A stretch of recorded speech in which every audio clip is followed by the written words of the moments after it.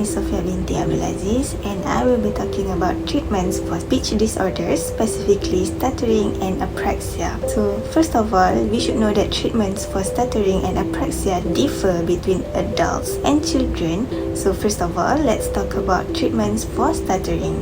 For stuttering children, they can go for, firstly, speech therapy. Speech therapy can teach them to slow down their speech and learn to notice when they stutter. They may speak very slowly and carefully when beginning speech therapy.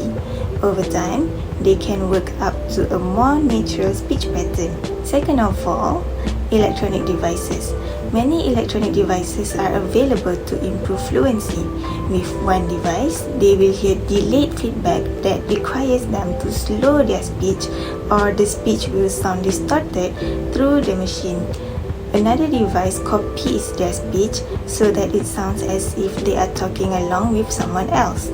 Some electronic devices are small enough to wear during daily activities. For this, the parents can ask a speech-language pathologist for guidance on choosing a device.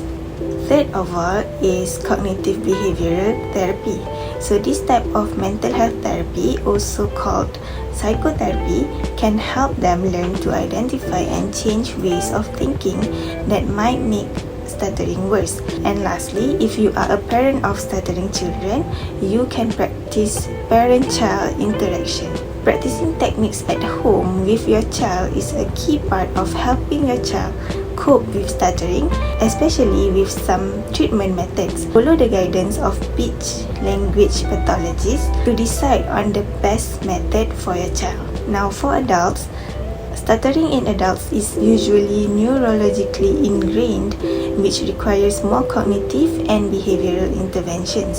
So therapies for adults include, firstly, fluency shaping and speech modification, similar to children's therapy, but requires more conscious effort to retrain speech patterns. Next, there's also cognitive behavioral therapy, which is CBT. It addresses anxiety and negative emotions associated with stuttering. There's also electronic speech devices, where some adults benefit from delayed auditory feedback, which is DAF, or frequency altered feedback, FAF, to improve fluency. Lastly, there's mindfulness and relaxation techniques which help reduce tension-related stuttering.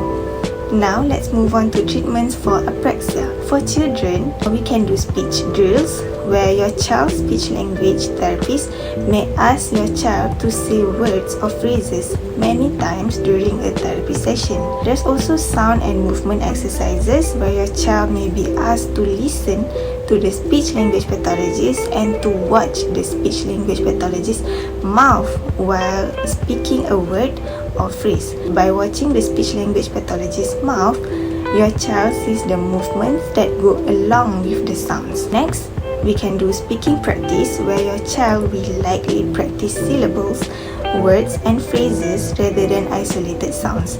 Children with apraxia need practice making the movements from one sound to another. There's also vowel practice, where children with apraxia tend to distort vowel sounds. So, the speech-language pathologist may choose words for your child to practice that contain vowels in different types of syllables. For example, your child may be asked to say hi, mine, and bike. Or your child may be asked to say out, down, and house. And lastly, paced learning. Depending on the severity of your child's speech disorder, the speech-language pathologist may use a small set of practice words at first.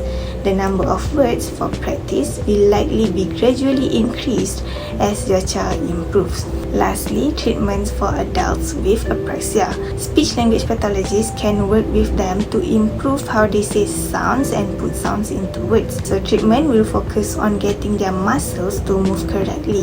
They may need to teach their muscles to make sounds again. Saying sounds over and over using the correct mouth movements can help. They may need to slow down their speech or talk to a steady beat so that they can say the sounds they need to say. In bad cases, they may need to find other ways to answer questions or tell people what they want. These may include simple hand gestures, writing, pointing to letters or pictures, or using a computer. So in conclusion, there are various effective treatments available for stuttering and apraxia, each tailored to meet the specific needs of children and adults, from speech therapy and cognitive behavioral approaches to electronic devices and relaxation techniques. These methods help individuals improve their communication skills and build confidence. So that's all from me. Thank you so much for listening, and bye-bye.